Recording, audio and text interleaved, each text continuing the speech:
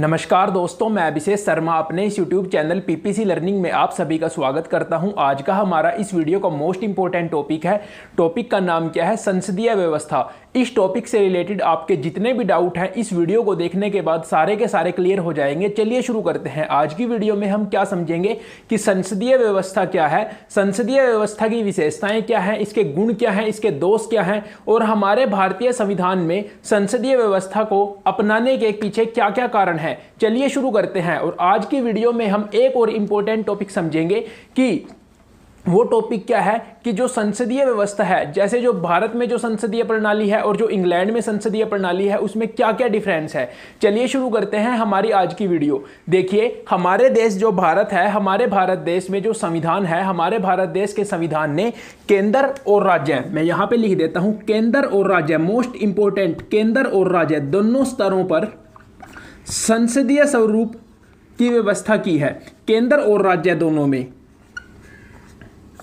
तो देखिए, संसदीय प्रणाली को जब हम लिखेंगे, अगर क्वेश्चन पूछा जाए तो हम इसको कैसे डिफाइन करेंगे कि जो आधुनिक लोकतांत्रिक देश हैं, जितने भी लोकतांत्रिक देश हैं, उनमें कार्यपालिका और विधायिका, ध्यान दीजिए मैं क्या लिख रहा हूं, कार्यपालिका और विधायिका, ये जो दो अंग हैं, कार्यपालिका और विधायिका, जितने भी लोकतांत्रिक देश हैं उनमें जो कार्यपालिका और विधायिका होती है, उनके जो मध्य संबंध होते हैं, उसके आधार पे दो व्यवस्थाएं हैं। एक तो है संसदीय प्रणाली और दूसरी है राष्ट्रपति व्यवस्था।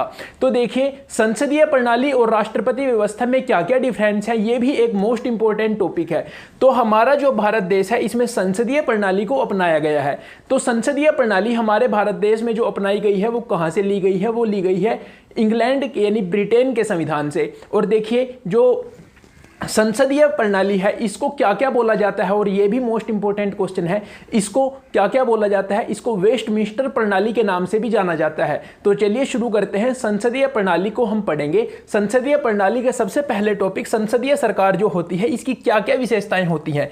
तो इसमें सबसे पहला पॉइंट हम डिफाइन करेंगे नामिक एवं वास्तविक कार्यपालिका। तो हमारा जो भारत देश है, ये जो हमारे भारत देश की संसद है, इसके तीन अंग हैं। राष्ट्रपति, आप सभी जानते हैं इस बात को, राज्यसभा और लोकसभा।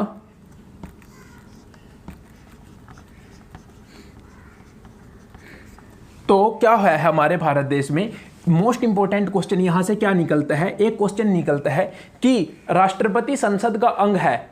आपसे अगर ये क्वेश्चन पूछा जाए कि बताइए राष्ट्रपति क्या संसद का अंग है, तो ये क्या सही है क्या गलत है? तो ये सही बात है। हमारे भारत देश में जो राष्ट्रपति जी हैं वो संसद के एक अंग है। मतलब अगर कोई कानून बनना होता है तो जब उस पर राष्ट्रपति के हस्ताक्षर हो जाते हैं, सिग्नेचर हो जाते हैं, उसके बाद ही वो कानून बन जाता है।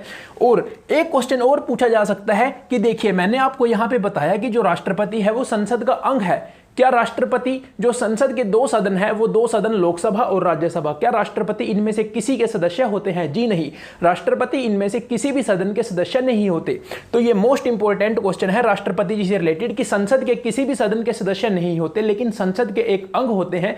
जब इनके हस्ताक्षर हो जाते हैं तभी कोई कानून बन पाता है। फिर देखिए, नामिक एवं वास्तविक कार्यपालिका में हम क्या डिफरेंस दे सकते हैं कि हमारे भारत देश में जो संवैधानिक प्रमुख है वो कौन है? संवैधानिक प्रमुख। कार्यपालिका का संवैधानिक प्रमुख होता है राष्ट्रपति और वास्तविक प्रमुख होता है प्रधानमंत्री।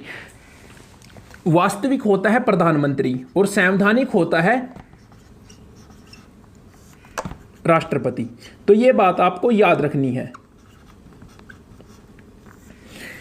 यहां पे हम एक बात बोल सकते हैं कि जो हमारे भारत देश में जो वास्तविक हेड है वो तो है प्रधानमंत्री और जो संवैधानिक प्रमुख है वो है राष्ट्रपति।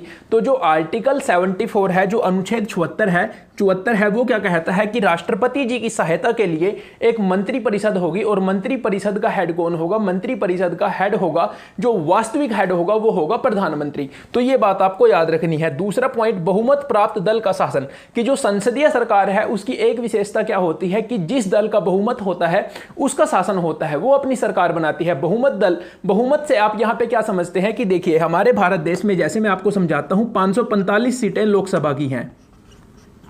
तो किसी भी दल को सरकार बनाने के लिए बहुमत हासिल करना होता है और वो बहुमत कितना होगा?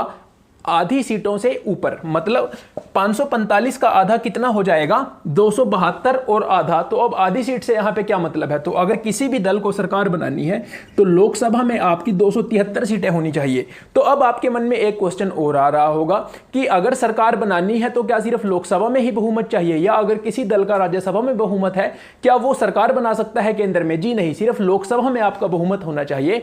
लोकसभा में अगर आपका बहुमत है तो आप सरकार बना सकते हैं। और बहुमत से क्या तात्पर्य है? बहुमत से तात्पर्य है आधी सीटों से ऊपर, मतलब आधी सीटें हो गई 272 और आधी सीट और, यानी 272 और हाफ सीट। लेकिन हाफ से यहां पे क्या मतलब है, तो आपको 273 सीटें चाहिए अगर आपको सरकार बनानी है। तो जिस दल के पास 273 सीटें हो जाती हैं वो अपनी सरकार बना लेता है। अब मान लीजिए किसी दल के पास 273 सीटें नहीं हुई, कोई चुनाव हुआ और किसी भी दल को पूर्ण बहुमत नहीं मिला, तो उसके बाद क्या होता है? उसके बाद बनती है गठबंधन सरकार। गठबंधन सरकार बना दी जाती है। इसको भी हम पढ़ेंगे, आज ही समझेंगे इसके बारे भी डिटेल में। तो ये एक अलग टॉपिक है गठबंधन सरकार का। लेकिन अगर किसी भी दल को 273 सीटें पूरी ना मिले तो गठबंधन सरकार का निर्माण होता है। मतलब सरकार बनाने के लिए आपको हर हाल में 273 सीटें चाहिए। अगर आपके पास 273 सीटें हैं भारत में तो ही आप सरकार बना सकते हैं। फिर है सामूहिक उत्तरदायित्व। सामूहिक उत्तरदायित्व से क्या तात्पर्य है कि जो मंत्री परिषद बनती है, जो मंत्री परिषद होती है, उसका सारी की सारी का जो उत्तरदायित्व है वो किसके प्रति उत्तरदायी होती है? वो होती है लोकसभा के प्रति उत्तरदायी। मतलब जितने भी मंत्री होते हैं वो सभी के सभी जो डिसीजन होता है वो सभी के सभी उन सभी का डिसीजन माना जाता है। मतलब क्या होता है कि अगर किसी एक मंत्री के खिलाफ भी अविश्वास प्रस्ताव पास हो गया, अविश्वास प्रस्ताव पास हो गया, तो सारे के सारे मंत्रिमंडल को त्यागपत्र देना होता है। मतलब क्या होता है कि जितने भी मंत्री परिषद में मंत्री होते हैं, चाहे प्रधानमंत्री है, चाहे गृह मंत्री जी हैं, चाहे रक्षा मंत्री जी हैं, कोई भी मंत्री है, उन सभी का एक सामूहिक उत्तरदायित्व होता है। वो उत्तरदायी किसके प्रति होते हैं? लोकसभा के प्रति उत्तरदायी होते हैं। तो ये मोस्ट इंपॉर्टेंट बात है। फिर राजनीतिक एकरूपता, ये मोस्ट इंपॉर्टेंट पॉइंट है। राजनीतिक एकरूपता से क्या समझ है आपकी? मान लीजिए अब जैसे किसी भी दल की 273 सीटें आ गई तो वो सरकार बना लेगा। तो राजनीतिक एकरूपता का क्या मतलब है कि वो जितने 273 सदस्य हैं, माना जाता है कि उन सबकी विचारधारा एक ही है, उन सबकी एक विचारधारा है, उन्होंने अपनी एक विचारधारा उस दल की है और उन्होंने अपनी सरकार बनाई, तो उनमें राजनीतिक एकरूपता होती है। अब आप कहेंगे कि मान लीजिए ये केस तो चलो चल गया कि जैसे अगर किसी दल की 273 सीटें आ गई या उससे ऊपर आ गई, लेकिन अगर गठबंधन सरकार बनती है तो गठबंधन सरकार में क्या होता है? मान लीजिए अब जैसे किसी दल की 200 सीटें आई, किसी की 50, किसी की 20, किसी की 10, किसी की 5, मान लीजिए इन सब ने मिलकर सरकार बनाई, तो क्या होता है? ये जो दूसरे दल हैं, जो छोटे दल हैं, इनके भी जो कुछ नेता होते हैं उनको मंत्री बनाया जाता है। तो वो जो सारे के सारे मंत्री होंगे, मतलब मंत्री परिषद जो बनेगी वहां पे चाहे आप अलग अलग दल से हैं लेकिन आप सभी के सभी उत्तरदायी होंगे लोकसभा के प्रति। मतलब आपका सामूहिक उत्तरदायित्व होगा। तो हम इसको राजनीतिक एकरूपता में डिफाइन कर सकते हैं। फिर आती है दोहरी सदस्यता। यह सबसे इंपॉर्टेंट पॉइंट है। दोहरी सदस्यता क्या मतलब है कि मान लीजिए एक विधायिका है, एक कार्यपालिका है। संसदीय प्रणाली में हमने क्या बताया कि जैसे जो विधायिका और जो कार्यपालिका है, इनके जो मध्य संबंध है उनके आधार पे एक तो संसदीय प्रणाली होती है, एक राष्ट्रपति प्रणाली होती है। तो संसदीय प्रणाली में क्या होता है, जो विधायिका एवं कार्यपालिका के सदस्य होते हैं वो उनकी दोहरी सदस्यता होती है। मान लीजिए अब जैसे आपने इलेक्शन में जो वोट डाली उसमें आपने अपने एमपी चुने, जैसे मोदी जी भी एमपी हैं, अमित शाह जी भी एमपी हैं, मतलब मेंबर ऑफ पार्लियामेंट हैं, राजनाथ सिंह जी भी मेंबर ऑफ पार्लियामेंट हैं, निर्मला सीतारमण जी भी मेंबर ऑफ पार्लियामेंट हैं। मतलब जितने भी मंत्री हैं वो पहले एमपी हैं, मतलब वो विधायिका के सदस्य हैं, संसद के सदस्य हैं। और इसी विधायिका के जो सदस्य होंगे इनमें से कुछ सदस्य कार्यपालिका के सदस्य होते हैं। मतलब अब जैसे जो कार्यपालिका है उसमें जैसे राजनाथ सिंह जी हैं जो हमारे रक्षा मंत्री हैं, श्री अमित शाह जी हैं जो हमारे गृह मंत्री हैं, तो क्या वो विधायिका के सदस्य नहीं है? वो विधायिका के भी सदस्य हैं। पहले वो विधायिका के सदस्य हैं, पहले उन्होंने चुनाव जीता, वो चुनाव में खड़े हुए, उन्होंने चुनाव जीता और उसके बाद जब उनके दल की सरकार बनी तो उनको मंत्री बनाया गया, मतलब उनको कार्यपालिका में रखा गया। तो वो कार्यपालिका के भी सदस्य हैं और वो विधायिका के भी सदस्य हैं, मतलब वो दोहरी सदस्यता रखते हैं। फिर आ जाएगा प्रधानमंत्री का नेतृत्व, कि ये जो मंत्रिमंडल होता है, जितने मंत्री परिषद है, इनको नेतृत्व कौन करता है? इनका नेतृत्व करता है प्रधानमंत्री जी। जैसे आज के समय में श्री नरेंद्र मोदी जी हमारे भारत देश के प्रधानमंत्री हैं। तो प्रधानमंत्री का नेतृत्व से क्या मतलब है कि जो मंत्री परिषद है उसका नेतृत्व कौन करेगा? प्रधानमंत्री जी करेंगे। और जैसे अब क्या होता है, जब प्रधानमंत्री जी चुने जाते हैं तो क्या आप प्रधानमंत्री जी को डायरेक्ट वोट डालते हैं? आप खुद सोचिए। अब हमारे भारत देश के जो प्रधानमंत्री हैं वो कौन है? वो है श्री नरेंद्र मोदी जी। और मान लीजिए मैं अपना ही एग्जाम्पल देता हूं, हम जो है, मैं हरियाणा राज्य से हूं और करनाल से हूं, मैं करनाल जिले से हूं, तो क्या मैंने डायरेक्ट नरेंद्र मोदी जी को वोट डाली? जी नहीं, मैंने जो मेरे राज्य से, मेरे जिले से, जो मेरे निर्वाचन क्षेत्र से एमपी है, मैंने तो उसको वोट डाली। मतलब जैसे मेरे यहां से जो भी एमपी बने हैं मैंने तो उनको वोट डाली थी। तो ऐसे करके जैसे जब 273 सदस्य पूरे हो जाते हैं तो वो दल जो भी है वो सरकार बनाने के योग्य हो जाता है। तो फिर वो जो 273 सदस्य है या 273 से ऊपर सदस्य है या फिर जो गठबंधन सरकार बनी है, वो जो सारे के सारे सदस्य एकजुट हुए हैं वो क्या करते हैं, वो अपना एक नेता चुनते हैं। जैसे अब आज के टाइम में श्री नरेंद्र मोदी जी हैं, वो नेता चुने गए हैं। फिर वो क्या करते हैं, जो सारे के सारे सदस्य होते हैं 273 या 273 से ऊपर जितने भी गठबंधन के या अपने किसी दल के सदस्य होते हैं, वो अपने नेता को चुनते हैं और राष्ट्रपति जी को कहते हैं कि ये हमारे दल का नेता है, आप इसको प्रधानमंत्री बना दीजिए। तो प्रधानमंत्री का नेतृत्व होता है और फिर वो प्रधानमंत्री जी राष्ट्रपति जी को सलाह देते हैं कि आप मंत्रिमंडल में इस नेता को रखिए, इसको रखिए। तो इसलिए हम बोलते हैं ये प्रधानमंत्री का नेतृत्व होता है। गोपनीयता, गोपनीयता का क्या मतलब है कि जितने भी हमारे भारत देश में जो संसद है उसमें अब जो मंत्रिमंडल है उसके जो सदस्य हैं, जैसे राजनाथ सिंह जी, श्री अमित शाह जी, जितने भी सदस्य हैं वो सभी गोपनीयता की शपथ लेते हैं, ओथ लेते हैं राष्ट्रपति जी के सामने, गोपनीयता की शपथ लेते हैं। मतलब क्या है कि जो भी काम उनके हैं, जो भी काम उनके लिए रखे गए हैं, जो भी उनके काम है, वो अपने काम को किसी दूसरे को नहीं बताएंगे। मतलब अब जैसे कोई भी इंपॉर्टेंट काम है तो जो भी मंत्री है वो उसको पता है, वो उस काम को बाहर नहीं बताएगा, करने से पहले उस काम को बाहर नहीं बताएगा। फिर होता है निचले सदन का विघटन। अब देखिए, राष्ट्रपति जी अंग है, राज्यसभा भी अंग है और लोकसभा भी। अब निचला सदन कौन सा है? ऊपरी सदन तो होता है राज्यसभा और निचला सदन होता है, कौन सा होता है निचला सदन? ये होता है लोकसभा। तो अब आप इसको कैसे याद रख सकते हैं कि निचला सदन लोकसभा होता है और ऊपर वाला सदन राज्यसभा होता है? तो आपको पता ही है, राज्यसभा में सदस्य बनने के लिए अगर आप में से कोई राज्यसभा का सदस्य बनना चाहता है तो आपकी कम से कम आयु जो होनी चाहिए वो 30 वर्ष होनी चाहिए और लोकसभा का सदस्य बनने के लिए आपकी आयु 25 वर्ष होनी चाहिए। तो किसमें कम आयु चाहिए? तो इसमें चाहिए 25 वर्ष। तो इस हिसाब से आप याद रख सकते हैं कि लोकसभा निचला सदन होता है। निचले सदन का विघटन हो सकता है संसदीय प्रणाली में। मतलब क्या है, निचले सदन का विघटन क्या होता है? अब ये जो राज्यसभा है, जो ऊपर वाला सदन है, इसका विघटन नहीं होता, ये स्थायी सदन है। इसके जो सदस्य होते हैं उनको 6 साल के लिए चुना जाता है इनके, और इसके जो प्रत्येक जो 1/3 सदस्य हैं उनका चुनाव होता है। मतलब इसमें ऐसा नहीं होता कि सारे के सारे सदस्यों का एकदम से चुनाव होगा, इसको हम अलग से पढ़ेंगे राज्यसभा में। लेकिन इसमें क्या होता है, लोकसभा में इसके जो सारे के सारे सदस्य होते हैं उनका एकदम से चुनाव होता है।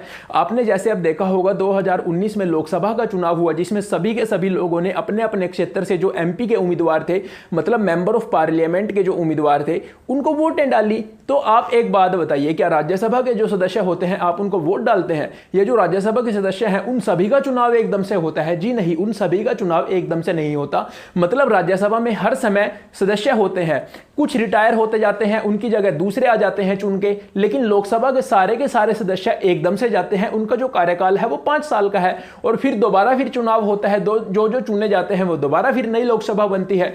तो फिर इस हिसाब से हम कह सकते हैं निचले सदन का विघटन। अब विघटन का क्या मतलब है कि जो लोकसभा का कार्यकाल है वो निश्चित किया गया है 5 साल के लिए। लेकिन यहां पे याद रखिए, निश्चित का क्या मतलब है कि क्या लोकसभा भंग नहीं हो सकती? लोकसभा भंग भी हो सकती है। लोकसभा भंग किन कंडीशंस में होगी? लोकसभा भंग किन कंडीशंस में होगी? मान लीजिए जैसे ये जो 273 का टारगेट अचीव करना होता है। अब मान लीजिए ये कंडीशन देखिए, किसी भी दल को 273 सीट नहीं मिली, एक दल को मिली थी 200 सीटें, बाकी उसने गठबंधन कर करके अपनी 273 सीटें पूरी की थी। मान लीजिए उनके बीच में कोई विवाद हो गया, उनकी आपस में नहीं बनी या कुछ भी हो गया, तो क्या होगा वहां पे? इनमें से जैसे इन सदस्यों ने अगर अपना समर्थन वापस ले लिया तो कितने बचे? 200 सदस्य। तो फिर अब सरकार तो नहीं चल सकती। तो इन कंडीशंस में बहुत सी कंडीशंस हैं जिनमें विघटन हो सकता है। और विघटन कब होता है? जो लोकसभा को भंग कौन करता है? लोकसभा को भंग करते हैं राष्ट्रपति जी। और किसकी सलाह पे करते हैं? प्रधानमंत्री जी की सलाह पे। कि जब प्रधानमंत्री जी कहते हैं कि अब आप भंग कर दीजिए तो फिर वो भंग कर देते हैं। तो ये इसकी विशेषताएं हैं जो आपको याद रखनी है। अब हम पढ़ते हैं इसके गुण और दोष। आशा करता हूं आपको विशेषताएं समझ आई होंगी। गुण और दोष अब हम पढ़ेंगे।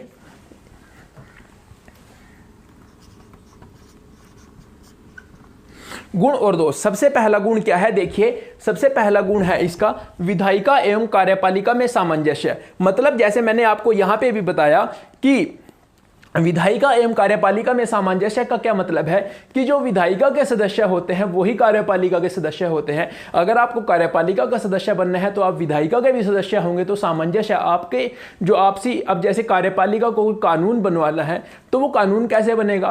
पहले लोकसभा में जाएगा, राज्यसभा में जाएगा, राष्ट्रपति जी सिग्नेचर करेंगे, तो वहां पर माना जाता है कि उनमें आपसी यानी उनके जो विचार हैं वो मिलेंगे। विचार तो मिलेंगे ही। अब मान लीजिए श्री अमित शाह जी हैं, ये श्री राजनाथ सिंह जी हैं, श्री नरेंद्र मोदी जी हैं, निर्मला सीतारमण जी हैं, तो ये कार्यपालिका के सदस्य हैं, मतलब ये मंत्री हैं और ये विधायिका के भी सदस्य हैं। अब आप ही बताइए, श्री नरेंद्र मोदी जी है, ये भी तो एमपी हैं, ये भी तो कहीं से चुन के आए हैं, तो ये विधायिका के भी सदस्य हैं, कार्यपालिका के भी सदस्य हैं।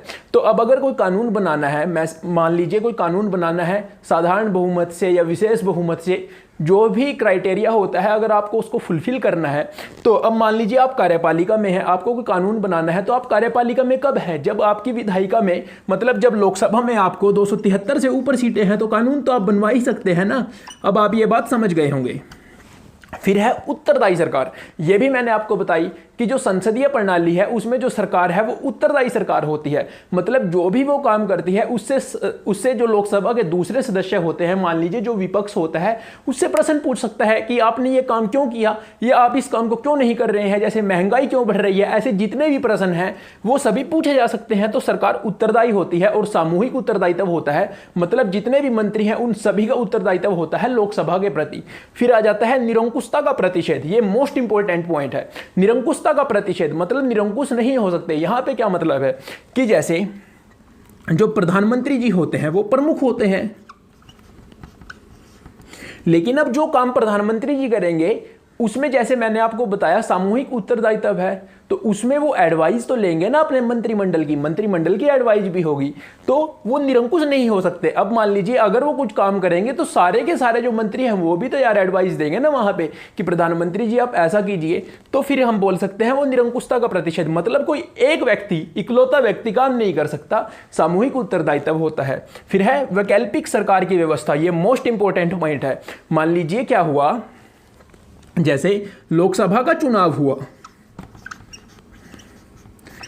तो चाहे गठबंधन सरकार बन गई और चाहे किसी भी दल का पूर्ण बहुमत आ गया, तो वैकल्पिक सरकार का क्या मतलब है कि मान लीजिए जो प्रधानमंत्री चुने गए, जो दल के नेता चुने गए, जो सरकार के नेता चुने गए, सरकार के मुखिया चुने गए, या जो गठबंधन के मुखिया चुने गए, लोगों का यानी जो सदस्य हैं लोगों से कोई मतलब नहीं। अगर एक बार यहां पे सरकार बन गई तो फिर बोलेंगे हम जो एमपी है, जो मेंबर ऑफ पार्लियामेंट है, उनका अपने प्रधानमंत्री से, मतलब जो उनका नेता है उससे विश्वास उठ गया, तो वो उसको क्या कहेंगे कि अब आप प्रधानमंत्री नहीं रह सकते, हम आपसे अपना समर्थन वापस ले रहे हैं।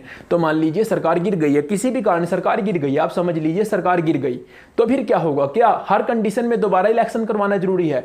जी नहीं। तो फिर उस समय क्या होता है, मान लीजिए उनके पास 300 सीटें ऑटोमेटिक थी, तो कोई एक प्रधानमंत्री था, उसको उन्होंने हटा दिया, तो अब बाकी ये जो 299 है इनमें से भी तो किसी को प्रधानमंत्री बनाने का विकल्प उनके पास है, क्योंकि उनकी मेजोरिटी तो है ही, उनको पूर्ण बहुमत तो है ही। तो वो कहेंगे कि राष्ट्रपति जी को फिर दोबारा फिर लेटर जाएगा कि अब हम इसको प्रधानमंत्री चुनना चाहते हैं, तो फिर राष्ट्रपति जी उसको शपथ दिला देंगे। तो यहाँ पे चुनाव तो नहीं कराना पड़ा ना, क्योंकि चुनाव, अब मान लीजिए मैंने जो कंडीशन कही, मान लीजिए कोई व्यक्ति 2 साल प्रधानमंत्री रहा, उसके बाद उसको प्रधानमंत्री के पद से हटा दिया गया, फिर किसी दूसरे व्यक्ति को प्रधानमंत्री बनाया गया, पीएम बना दिया गया, तो चुनाव की आवश्यकता तो नहीं हुई ना। अब जो चुनाव होगा उसमें बहुत ज्यादा खर्चा होगा, तो हम बोल सकते हैं यहां पे वैकल्पिक सरकार की व्यवस्था है। या मान लीजिए किसी एक दल की सरकार गिर गई, गठबंधन था, तो मान लीजिए किसी दल के पास पूरी सीटें नहीं थी, किसी के पास 200 सीटें थी, किसी के पास बाकी, अब 545 में से चाहिए होती हैं लोकसभा में, आपको पूर्ण बहुमत चाहिए होता है।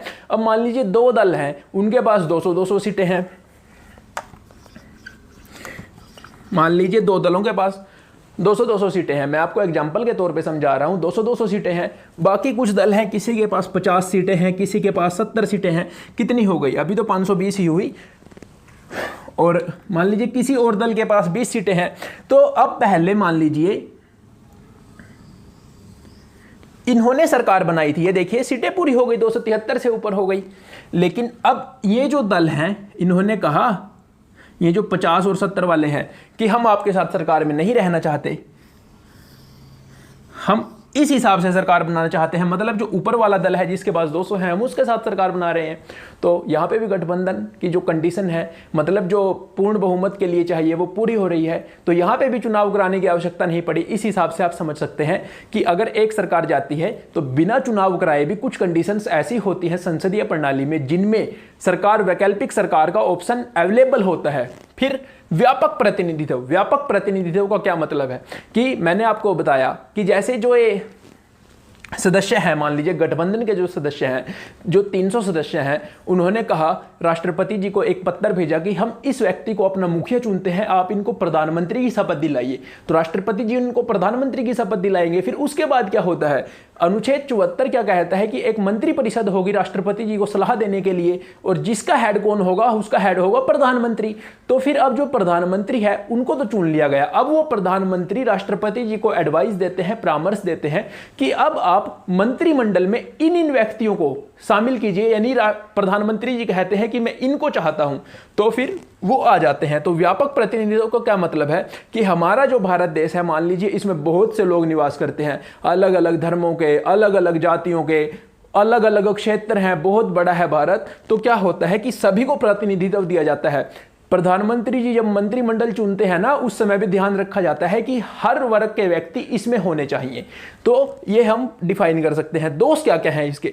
अस्थिर सरकार जैसे मैंने आपको बताया, पहले 200 ये जो थे, यहां पे गठबंधन था, फिर गठबंधन वहां पे हो गया, तो सरकार स्थिर नहीं है। लोकसभा का कार्यकाल जरूर 5 साल का है, लेकिन अगर कोई गठबंधन सरकार है तो क्या हो सकता है, गठबंधन सरकार में आपस में एक दूसरे में अगर कुछ बात हो जाए, विवाद हो जाए, तो एक दूसरे से अपना समर्थन वापस ले लेते हैं, सरकार गिर जाती है। अस्थिर सरकार है, या अगर किसी दल के पूरे 300 यानी 273 से ऊपर मेंबर है और उसके कुछ सदस्य वहां से इस्तीफा दे जाएं या किसी दूसरे दल में चले जाएं, तो ये भी कंडीशंस हैं जिनको हम पढ़ेंगे, जिनको दल बदल कानून के अंदर भी हम पढ़ेंगे कि क्या हो सकता है, सरकार गिर सकती है। मतलब अस्थिर सरकार नहीं है, नीतियों की अनिश्चितता। अब मान लीजिए एक सरकार चल रही है, वो चल रही है सरकार, उसने कुछ नीतियां बनाई कि ये काम हो रहे हैं। अब अगर वो सरकार गिर गई तो जो दूसरी नई सरकार बनाए आएगी, क्या पता वो उन नीतियों को बंद कर दे। तो नीतियों की जो अनिश्चितता है वो इसके दोष है बहुत बड़ा, कि जैसे एक सरकार गई, जो नई सरकार आई, हो सकता है वो उन पुराने वाली नीतियों को पसंद ना करे, उनको बंद कर दे, उनकी जगह नई नीतियां चला दे, और फिर दोबारा फिर दूसरी सरकार आ जाए, वो उस वाली नीतियों को बंद कर दे। तो ये हम बोल सकते हैं नीतियों की अनिश्चितता।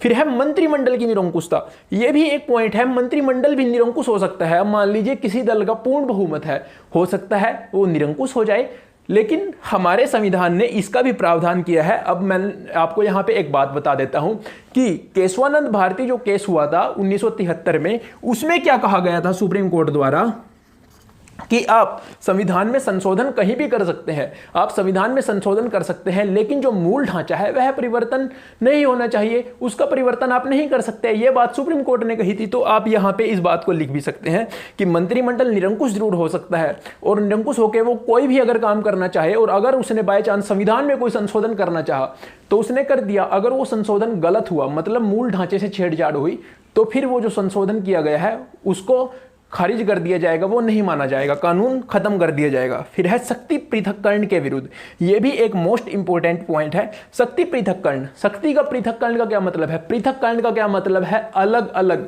शक्ति पृथक्करण मतलब विधायिका की अलग शक्ति है कानून बनाने की, और कार्यपालिका का क्या काम है, उस कानून को एग्जीक्यूट करना। मतलब इसका काम अलग है, इसका काम अलग है। लेकिन जो संसदीय प्रणाली है उसमें क्या होता है, विधायिका और कार्यपालिका के जो सदस्य होते हैं वो एक ही होते हैं। मतलब जो कार्यपालिका का सदस्य है वो विधायिका का भी सदस्य है। तो यहाँ पे हम बोल सकते हैं कि जो शक्तियों का बंटवारा है वो यहाँ पे नहीं होता है।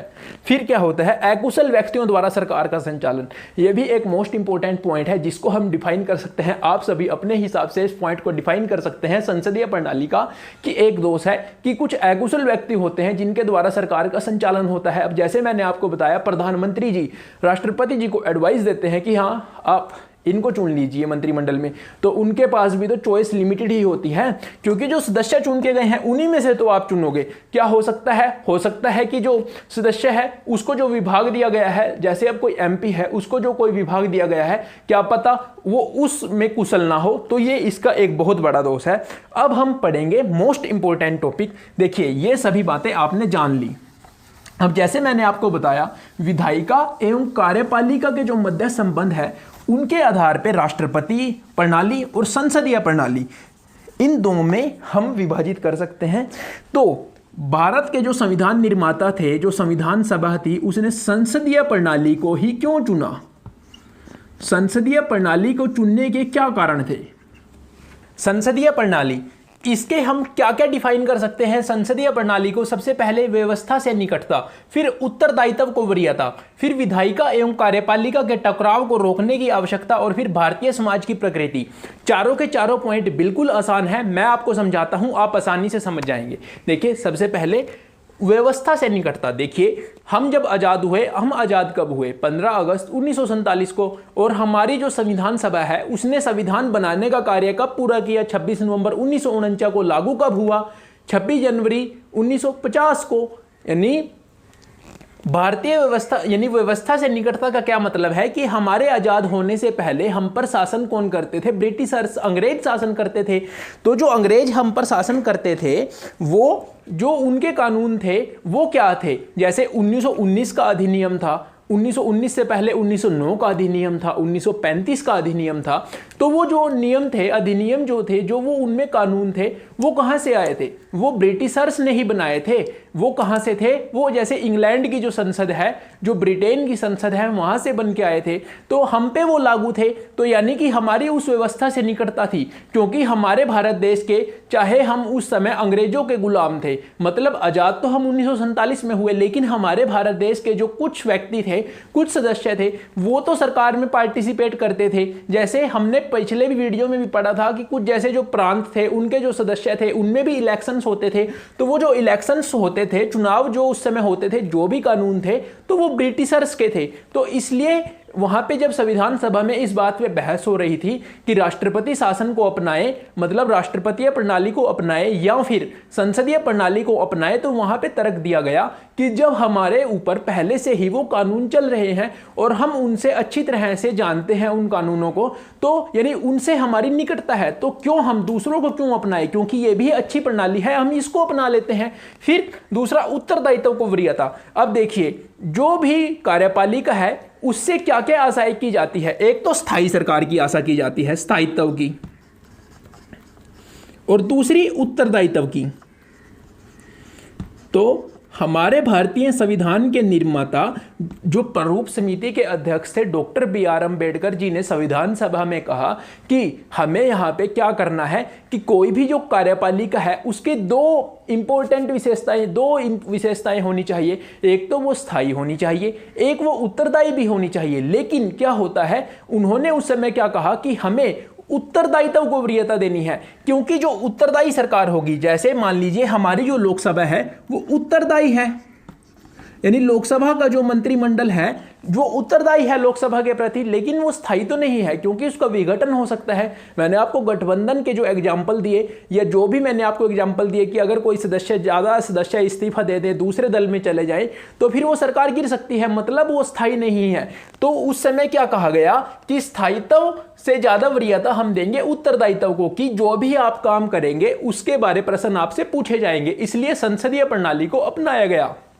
फिर विधायिका एवं कार्यपालिका के टकराव को रोकने की आवश्यकता। अब हमारे भारत देश में क्या है, जो संसद है उसकी जो विधायिका और है, उसी विधायिका में से कार्यपालिका के सदस्य होते हैं। तो फिर क्या होगा, उनको कानून बनाने में आसानी होगी, उनमें टकराव कम होगा। लेकिन अगर विधायिका के सदस्य अलग हैं, कार्यपालिका के सदस्य अलग हैं, अब कार्यपालिका के जो सदस्य हैं, जो मंत्री है, जो मंत्रिमंडल है, उसको अगर कोई कानून बनाना है, उसको कोई कानून चाहिए, उसको कोई परमिशन चाहिए, तो वो विधायिका को बोलेगा। अगर विधायिका एवं कार्यपालिका के सदस्य अलग अलग हों, हो सकता है विधायिका से उनका टकराव हो, विधायिका वहां पे कानून ना बनाए, तो यहाँ पे टकराव बढ़ेगा। इसलिए हमने संसदीय प्रणाली को अपनाया कि जिसमें विधायिका के जो सदस्य होंगे, जो एमपीज होंगे, वही कार्यपालिका के सदस्य होंगे। मतलब जो एमपी होंगे, मेंबर ऑफ पार्लियामेंट होंगे, उन्हीं में से कुछ सदस्य मंत्री बनेंगे, मिनिस्टर्स बनेंगे, जैसे प्रधानमंत्री, रक्षा मंत्री, गृह मंत्री, वित्त मंत्री।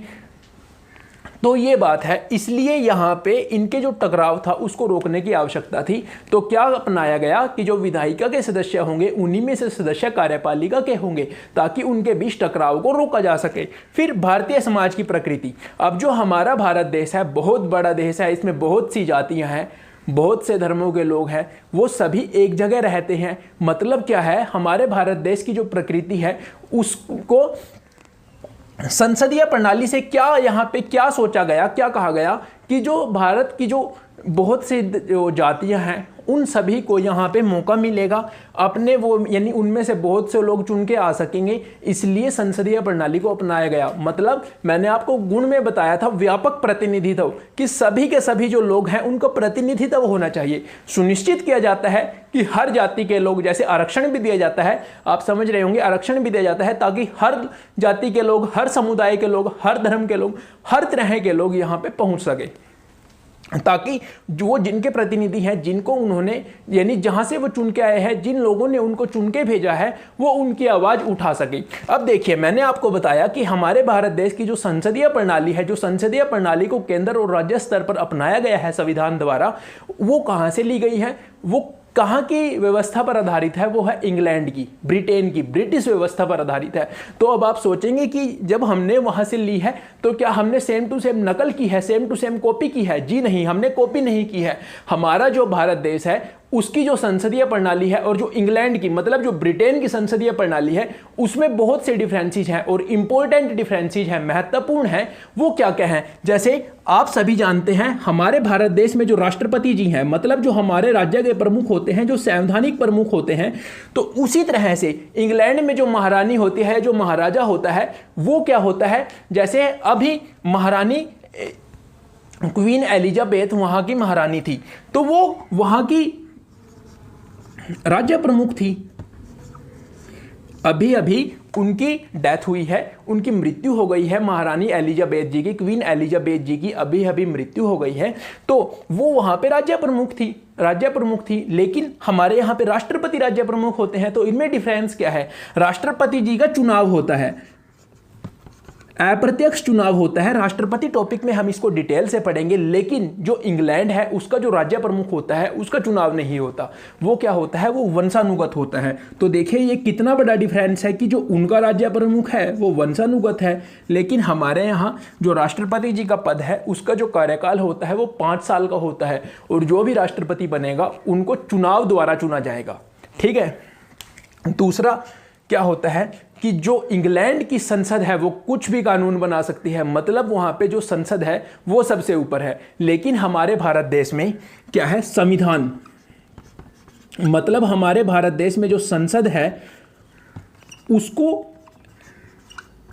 सीमित अधिकार है। सीमित अधिकार से यहाँ पे क्या तात्पर्य है कि वो जो भी कानून बना सकती है उसकी न्यायिक समीक्षा हो सकती है, और वो जो भी कानून बनाएगी उन कानूनों को सुप्रीम कोर्ट देख सकता है कि ये सही है भी नहीं। मैंने जैसे आपको केशवानंद भारती केस में बताया था कि सुप्रीम कोर्ट ने कहा कि आप संशोधन कीजिए, कानून बनाइए, लेकिन जो भी कानून बनाएंगे, जो भी आप संशोधन करेंगे, वो संविधान के मूल ढांचे को प्रभावित नहीं करेगा। मतलब संविधान को सबसे ऊपर रखा गया है। लेकिन यहाँ पे क्या है, यहाँ पे जो संसद है वो कोई भी कानून बना सकती है, और हमारे भारत देश में एक लिखित संविधान है। ये इंपॉर्टेंट बात है, संविधान सबसे ऊपर है और लिखित संविधान है। फिर क्या होता है, हमारे भारत देश में जो प्रधानमंत्री चुने जाते हैं, जैसे इस समय प्रेजेंट में वर्तमान में हमारे देश के प्रधानमंत्री श्री नरेंद्र मोदी जी हैं, तो वो कौन से सदन से है, वो तो आप सभी जानते हैं, वो लोकसभा के सदस्य हैं। लेकिन यहाँ पे क्या व्यवस्था है कि जो प्रधानमंत्री चुना जाएगा वो लोकसभा का भी सदस्य हो सकता है, राज्यसभा का भी सदस्य हो सकता है। जैसे अब हमारे वर्तमान के जो प्रधानमंत्री हैं वो लोकसभा के सदस्य हैं, लेकिन इनसे पहले जो हमारे प्रधानमंत्री थे डॉक्टर मनमोहन सिंह जी, वो राज्यसभा के सदस्य थे। लेकिन यहाँ पे ब्रिटिश संसदीय प्रणाली में क्या होता है कि जो प्रधानमंत्री होगा वो निचले सदन का, निचले सदन से क्या तात्पर्य है कि वो हाउस ऑफ कॉमन्स का मेंबर होना चाहिए। ये यहाँ पे अनिवार्यता है, कंपलसरी चीज है कि वो हाउस ऑफ कॉमन्स का मेंबर होगा। लेकिन हमारे यहाँ पे लोकसभा का भी मेंबर हो सकता है, राज्यसभा का भी मेंबर हो सकता है। फिर क्या होता है, यहां पे क्या है, एक छाया कैबिनेट है, छाया कैबिनेट, छाया कैबिनेट की व्यवस्था है, छाया कैबिनेट की व्यवस्था है, लेकिन हमारे यहाँ पे छाया कैबिनेट की कोई व्यवस्था नहीं है। फिर और सबसे इम्पोर्टेंट बात, जैसा कि आप सभी जानते हैं कि जैसे अब यहाँ पे हमारे भारत देश में जो सरकार है वो एनडीए की सरकार है, मतलब बीजेपी की सरकार है। बीजेपी की सरकार से मतलब हमारे भारत देश के जो प्रधानमंत्री है श्री नरेंद्र मोदी जी, उनकी पार्टी कौन सी है, बीजेपी पार्टी है, भारतीय जनता पार्टी है। अब मान लीजिए हमारे भारत देश में जैसे बीजेपी को पूर्ण बहुमत मिल गया, लेकिन उनके किसी सदस्य ने, अब जैसे उनका कोई सदस्य है, उनका जो कोई फेवरेट पर्सन है या जो कोई मोस्ट इंपॉर्टेंट पर्सन है, अब जैसे उनको मंत्री बनाना है, मोदी जी का कोई यानी बीजेपी का कोई अच्छा लीडर है, लेकिन वो चुनाव उसने नहीं लड़ा, लेकिन उसको प्रधानमंत्री जी जो मोदी जी हैं वो चाहते हैं कि मैं इनको मंत्रिमंडल में शामिल करना चाहता हूं, तो वो उनको शामिल कर सकते हैं। लेकिन शर्त है कि उस व्यक्ति को 6 महीने के अंदर अंदर संसद के किसी भी सदन का सदस्य बन जाना होगा। मतलब 6 महीने का टाइम है उसके पास, अगर उसको अपनी मंत्री का जो पद है उसको बनाए रखना है। अगर 6 महीने में वो सदस्य बन जाता है तो उसका मंत्री का पद रहता है, लेकिन 6 महीने में अगर वो सदस्य नहीं बन पाता तो मंत्री का पद उसका चला जाता है। लेकिन इंग्लैंड में क्या है, अगर आपको मंत्री बनना है तो आपको सदस्य होना जरूरी है। ये मोस्ट इंपॉर्टेंट पॉइंट है, यानी यहाँ पे 6 महीने का समय है,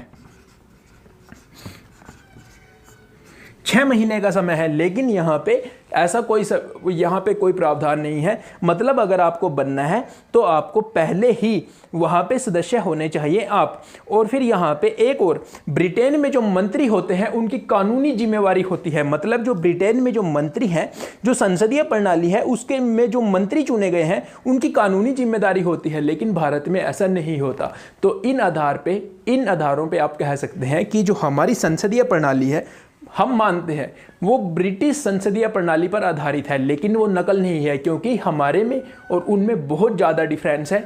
अब देखिए सबसे बड़ा डिफरेंस, हमारा जो राज्य प्रमुख है, जो हमारा संवैधानिक प्रमुख है, हमारे भारत देश के राष्ट्रपति जी, तो वो चुने जाते हैं चुनाव के द्वारा, उनका चुनाव होता है। लेकिन उनकी जो महारानी है वो वंशानुगत है, पद है वंशानुगत है, उनका कोई चुनाव नहीं होता, उनका जो राज्य प्रमुख है। यहाँ पे संविधान सबसे ऊपर है, उनकी संसद कोई भी कानून बना सकती है। हमारे भारत देश में जो प्रधानमंत्री है वो किसी भी सदन का हो सकता है, वो लोकसभा से भी हो सकते हैं, राज्यसभा से भी हो सकते हैं। एग्जाम्पल के तौर पर मैंने बताया, जैसे प्रेजेंट में जो मोदी जी हैं, श्री नरेंद्र मोदी जी, वो लोकसभा के सदस्य हैं, लेकिन इनसे पहले जो प्रधानमंत्री थे डॉक्टर मनमोहन सिंह जी राज्यसभा के सदस्य थे, वो राज्यसभा से चुन के आते थे। इनमें जो इनका हाउस ऑफ कॉमन्स है, मतलब जो इनका निचला सदन है, उसके सदस्य होना चाहिए प्रधानमंत्री।